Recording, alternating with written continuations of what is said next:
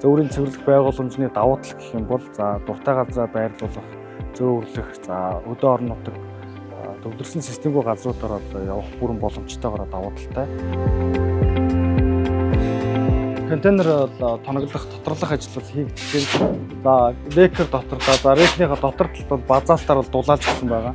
Гадна талын нэг басаад гадна талаас нь дулаалж өгөөд ингээ ард талаас нь сайклдаад ингээ гадна болон доторх ажлууд ингээ ерөөхдөө дуусч байгаа. Одоо бол яг бид цэвэрлэх байгууламжийн дээр бол гарч ирсэн байна.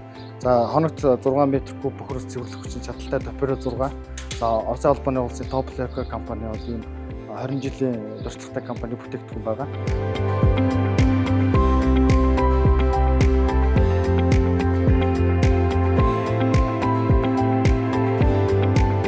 Энэ контейнерын үндсэн дээвэрд хүрэхгүйгээр ахиж ингэ дээвэрлэж нэг ус орохгүй байх битүүмжийг бол бүр сайжруулъя гэж технологи дээр бол тусгасан байгаа.